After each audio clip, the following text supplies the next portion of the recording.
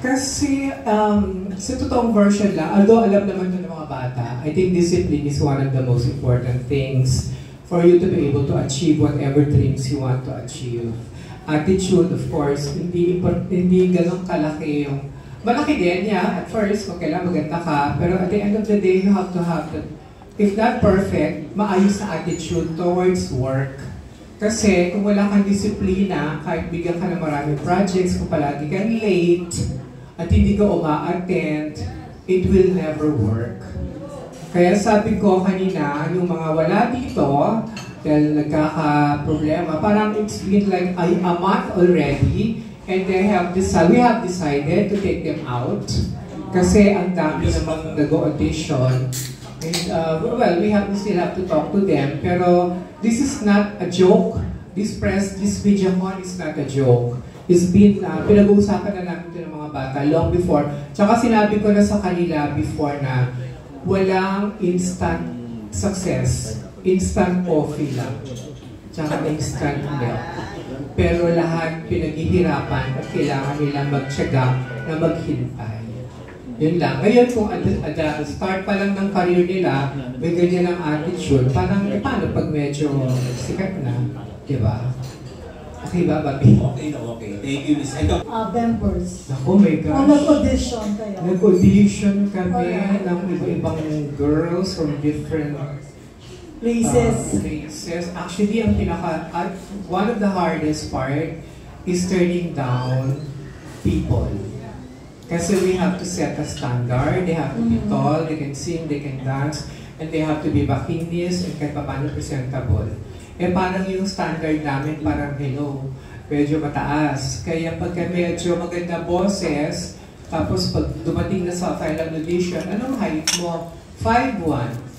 Paano yun? Si Winona, 5'7", si Daphne, 5'7".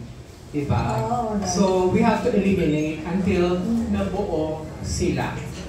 That's how rigid the audition was. Correct me if I'm wrong. So, yung Gandaras came to you as a group already? Yeah. Alright. And then, nanganak yung Gandaras, naging Iris.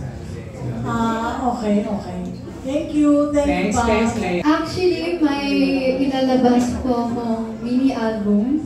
Hopefully, next month sana kung matatapos po namin. Actually, it's by the help of, again, Ate Krista and Ate Mira. They helped me to, para mabuo talaga tong mini album na to. And, yung other projects po under negotiation. Can you tell us the titles of the songs that you sang earlier?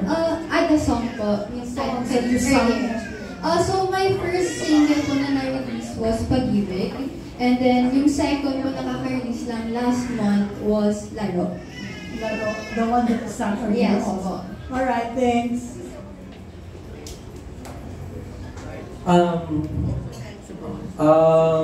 Hopefully sana po may mag-open po ng doors. And movies po sana po matuloy na po. Nag-audition po ako and mas mag-audition pa po araw-araw. yun naman po, okay, mag-audition araw-araw and mag-audition kahit saan po. Siguro kahit ipasa the mic to you. Oh, no problem. No. The voice. Hello po. Yes. Your Enzo. Enzo po, yes. What's in store for you for 2025? Sorry. Yun po, ipagpapatuloy yung pag-acting po. Yes. Then, hopefully na matuloy yung boy group. Kasi... Ay, ito apat yun or limang? Dapat po si Guy. Ang pang-apat po. Pero may dalawa pa po kami reserve. Reserve. May reserve pa. Sorry. RJ Enzo. Sorry po. Yun nga po, sana matuloy po yung boy group and matuloy-tuloy po yung pagtanggap sa akin ng mga movies po.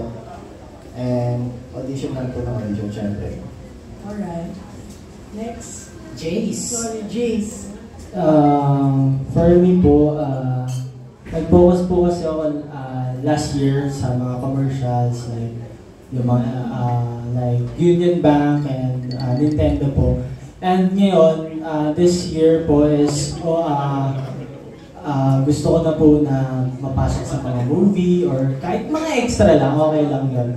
Diba, lahat naman tayo nag-start sa maliit na bagay hanggang sa lumalaki. So, and hopefully din na matuloy na yung aming boy group. And sana rin maraming projects na to come in 2025. Thank you po. Thank you. Yes. Starting this 2024. Yes, Lord. 25. Ay, 2025, sorry. Hindi ko pala baliktad yung kalendaryo ko po. And your name first. Yeah. I'm Mix Coloma, by the way. Mix Coloma. Yes po. Hi. Ayan, good afternoon po sa inyo lahat. And in starting this 2025 po, it's a fresh start for everyone. Personally for me, I would love to focus on music since medyo matagal na rin po kasi ako nag-release ng mga songs. And nag-focus po kasi ako last year sa acting. So I think I think music talaga yung yung passion ko din talaga. Besides acting, music talaga yung kahit na nakapikit ka, sumasayaw ka pa din, ganun, sumakanta ka pa din habang naglilinis. So I think music is gonna be a fresh start for me this 2025. Alright, good luck. And then the girls. Ayan, at Mix, huwag ka na raw malilate. Sorry po. Nag-New Year po sa Sagate. So for us girls po, Mandaras, we are claiming sana po that this 2025 na kahit po paano makilala po kami, yung music po namin, and we continue to strive harder, to train harder, and to produce more music po since kaming dalawa po yung nagko-compose and gumagawa ng music po namin. And yeah, sana po sa amin po 2025. Yeah. And then for Iris. Yes. Kami naman po, Iris, I really hope po na maging stepping stone po ito para sa future events, more gigs, and more opportunities to perform po. And sana rin po, hopefully, nagtutulungan kami ng mga girls na gumawa na din po ng bagong single. Bagong single. Alright, thank you. Good luck to everyone. Boyfriend po kasi talaga ako eh. Nakidola po talaga ako at hindi ko po talaga gustong pumasok sa pag-artista. May gusto po ang pamilya ko para sa akin. Eh, kaso nga po, passion ko po talaga mag-artista. Pagpasok po sa showbiz, ang dami po palang kailangan intindihin, ibaguhin para makilala, pakikisama. Dati po wala po pakikisama. Dati po, late din po ako dati. Ngayon, importante pala ang oras. At yun, pakikisama. Dapat marunong kang maki-contact sa tao. Okay. Probinsya, taga Quezon Province po ako para po sa kalaman po ng lahat. Dati po isa lang po akong estudyante na mahilig sumali sa pageant, mahilig umakit, mahilig umacting. Kaya kung saan-saan ako nakakarating, stage play man o kahit na anong meron na bagay na gusto ko.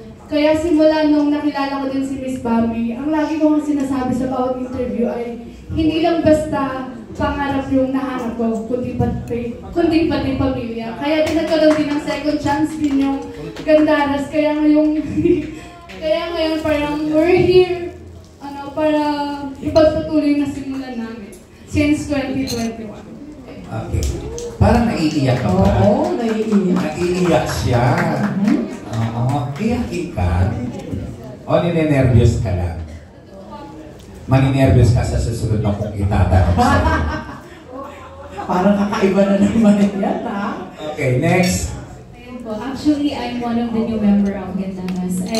Yun nga po, isa din po akong probinsyana. So, matagal ko na po napapanood yung Gandaras ever since pandemic po. So, magkakilala po yung friends na mom ni Ate Krista and mom ko po, and then pinakilala po ako kay Miss Bambi, and yun po, nag-audition lang po ako, and then yun po, natupad po yung isa sa pangarap ko no, mag-perform and of course, ma-improve po yung talent ko and one of strength ko po is singing. So, ayun po, sobrang grateful po ako.